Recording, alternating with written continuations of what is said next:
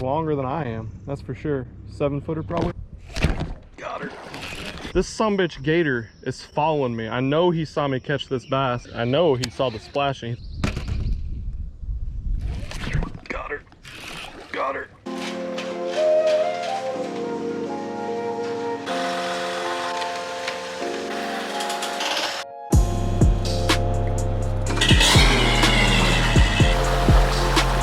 What is up, MFers? Welcome back to another very exciting video. Today we're doing a little bit of exploring. I looked up some lakes that are close to my house down here in Texas on Google Earth and found one that looked like something I fished back home. And so we're going to explore it. And better yet, I went on the old Texas Parks and Wildlife website and I looked up this lake and it says it has a history of producing bass over 10 pounds. So why not come here and try to see if we can catch 10-pounder? I'm thinking it's going to be post-spawn. This is a much smaller lake than I've been fishing, so it probably warmed up a lot quicker because the water is 72.5 degrees. When I say it looks like something I'm used to fishing back at home, I mean the size. I've been fishing Conroe, and we got Lake Livingston, we got Lake Houston. All of these lakes are over 20-30,000 acres. This one is much smaller and kind of shaped the same as some of the stuff I used to fish back in Nebraska. One key difference is, well, two key differences. One, at the boat ramp, I noticed there's a lot of really good looking grass, gator grass and hydrilla in this lake. And two, I just talked to a guy who did some crappie fishing all night, just pulled his boat out at the boat ramp. He's like, good luck to you, but one thing, make sure you watch out for the gators. And I said, okay, is there a lot of them? He's like, no, there's not a lot of them. It's the size of them you gotta worry about. They pulled a 16-footer out of here because it was freaking eating all sorts of stuff, probably people. He didn't say that, but that's what I took it as. And he said he just went down this arm of the lake and saw like a 14, 15-footer, he thought. So we're gonna try to catch some giant bass, but at the very least, we might see something giant and terrifying. Okay, let's catch some. Holy balls. Tough for size reference for you guys, but that's the biggest damn alligator I've ever seen in my life. Okay, let's do this thing. All right, so like I told you guys, I know nothing about this lake other than it's not very big and it's got a lot of good looking grass. It's kind of shallow overall. Oh, and it has giant terrifying gators. So I just made my way kind of to the back of a pocket here. Looks like there's some good grass up here, and I'm just gonna kind of cover water with some moving baits. I'm gonna start with the old Chapo. I didn't see any crazy offshore habitat on the way, but I haven't covered much water. I have seen some topwater activity though, which I like a lot. We're gonna try the Chapo. I got my 6-inch Vega frog on. Swim jig, movement. Some good grass lines up here, you bet. Yeah, that's what I'm talking about. The driller! Holy balls, there's a damn school of bait getting blowed up there in the grass. That's what I like to see. Probably some fry garters or something. For those of you guys that don't know what fry garters are, once the fish get done spawning, the males like to guard the fry. They don't like to, they have to guard the fry.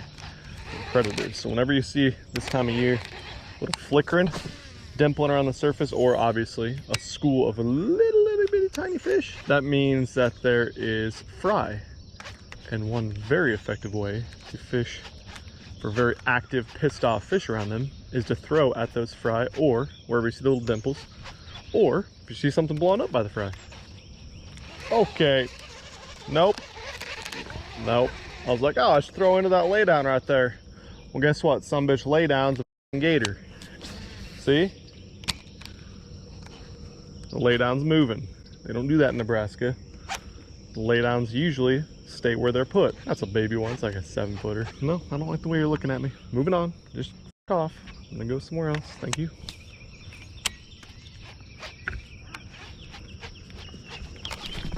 There we go. Oh, that's a big.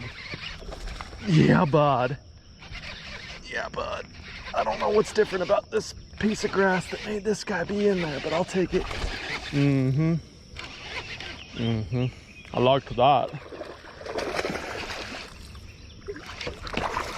Yeah, bud. That's what I'm talking about on the old Vega frog. It's got a little low light. Ooh, big old swirl up there. Little low light condition.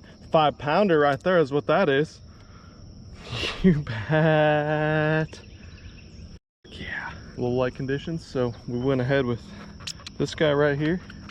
And look at this. This sumbitch gator is following me. I know he saw me catch this bass and he's waiting for me to throw it back. I mean, this guy is a brave sumbitch. I know he saw the splashing. Go away! He's freaking alligators chasing the damn boat. I don't like that. So I just did some scanning of about probably, I don't know, I covered a quarter of the lake or so and didn't really find anything good offshore. I was hoping to find a hard spot, a road bed, really just something that looked a little bit more impressive. There goes another gator right there. It's nice. No good points, grass lines, anything like that. We just got this simple grass line that goes around the entire lake, and I'm seeing beds. There's beds actually right up there. They're all vacant, which is what I expected. But I got into this creek here and it's quite a bit cleaner. So picked up swim bait, you know, go big or go home. I'm probably gonna just get my dick kicked in and not actually catch anything decent, but throw it for a little bit, at least see if we can draw some out. Grass is awesome. 3 or 4 different types of grass. We got hydrilla, we got gator grass, we got milfoil, we got lily pads, we got jumping fry everywhere. So I'm just gonna kind of put the trolling motor down, fish around quite a bit. I did find some brush piles offshore, although they're kind of just like all the standing timber knocked over that you see in a lot of these Texas lakes, which isn't quite as impressive as some man-made dumped brush piles that are giant. But hey, there's a pretty good bass right there. That's a good sign. Oh God, that's a large gator. Once again, mistaken for a log. He just hissed at me, raised his whole back out of the water. My frog just went right by his nose. He didn't eat my frog, which I think that's good. How's it going? Good. I like your shirt. I like your hat. Thanks, man. I like yours. Are you here? Oh yeah, it is. We just went to Conroe yesterday. I'm like, I know he lives around here somewhere. Oh yeah, I've been fishing Conroe a little bit. This is my first time out here. Well, good luck, guys. Appreciate the support. You know, it's badass. Got some bank homies decked out in MF gear. If you're watching, again, appreciate you. It's like one of the best things ever. Going out to the lake, seeing people that don't just sit around and sit behind the computer all day, but they're actually out fishing wearing my gear. That's the deal right there. You guys ever see me on the water, be sure to say hi. I know a lot of you guys do, but don't ever be afraid.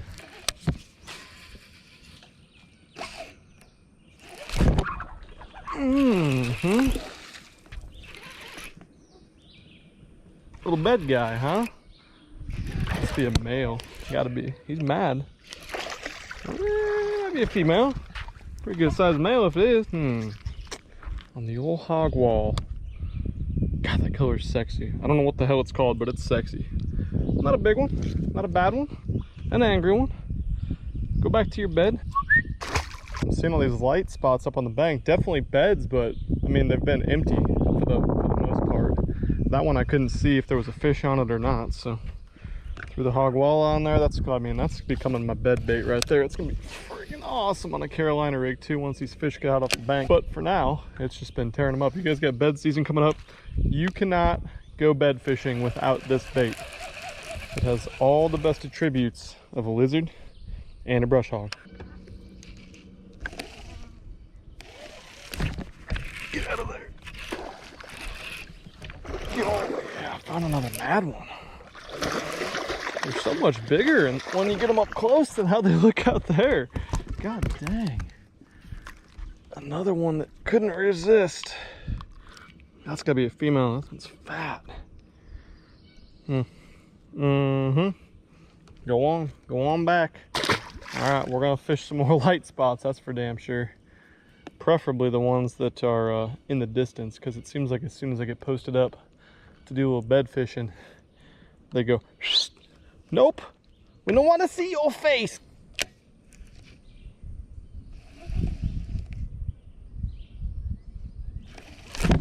Get out of there. All right, we got a pair here. We got ourselves a little pair. This is most definitely the male. The female is actually pretty good size. I passed that bed up and kind of made a cast in and saw a guy get spooked, and it was this guy, and I was like, that one ain't very big. But the female actually is big.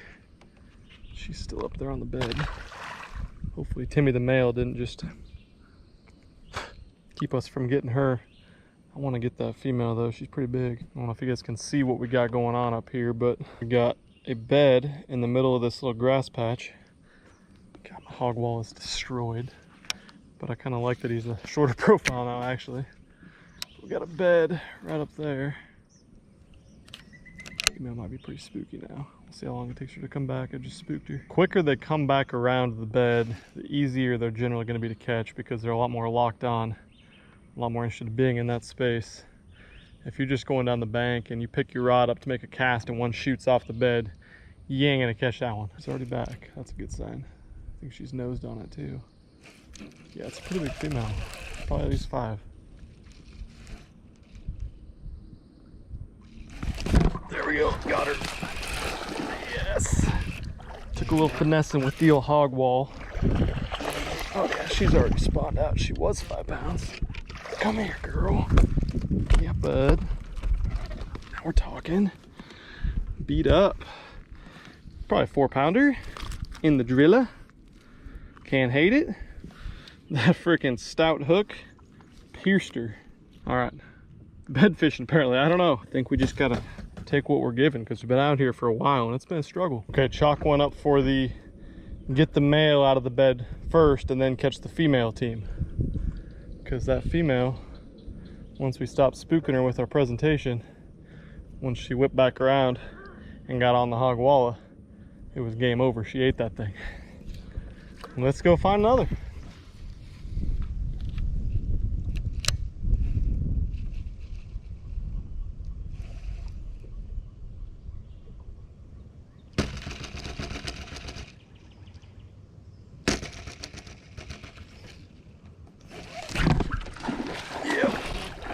Oh, she liked the wiggle. Mm-hmm.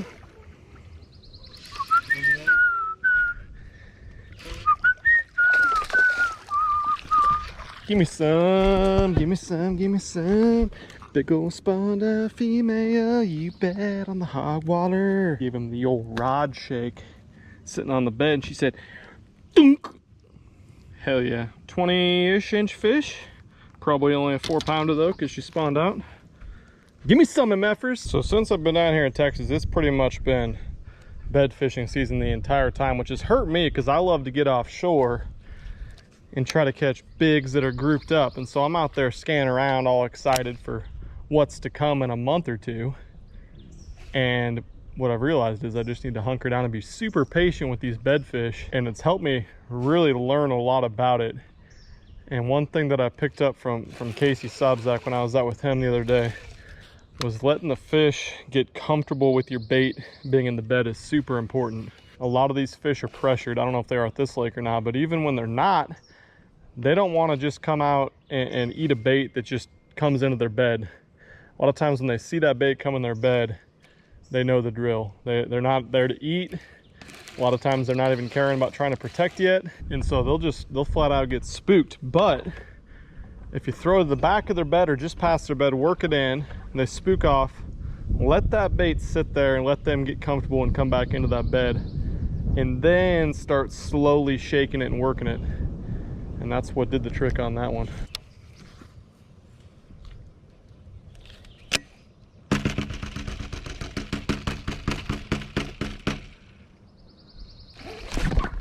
There's the male. Get him out of there. That female's a big. Dude, chill. Don't destroy my hog water.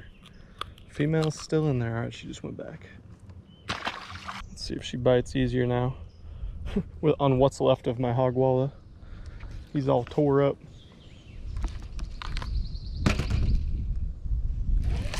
Got her. Got her. Yeah, bud. Yeah, bud. Get out there. Get out of there. Mm-hmm. Big old ditch panda right there. Wallering around. Come here, girl. Come here, girl. She's all beat up. Yeah, bud.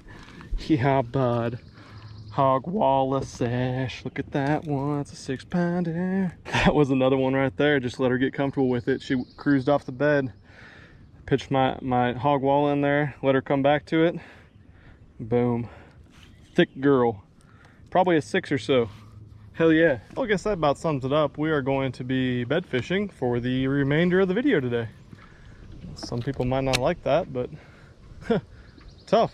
There's beds everywhere, and it's the only way I can really have any success besides getting a couple followers and a glide bait. But followers don't mean shit. Oh god, an alligator's coming towards the boat again. I'm kind of surprised these bass can spawn this much with all these damn alligators everywhere. I'm surprised I don't eat them. They're not fast enough. Timmy, please don't.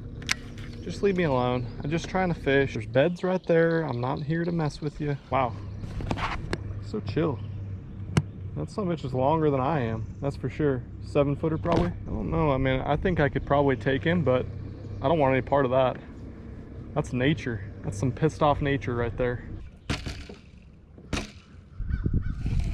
Oh, that's a better fish. When you guys see me hit my rod like that, I'm just trying to shake that bait without moving it too far on the bed.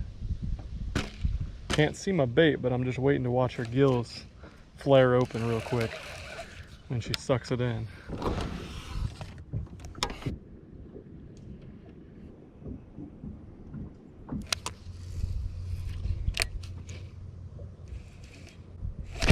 Got her. Yeah. Took some different baits. We had to put on the old Chronicle Lewinsky to get her, but we got her.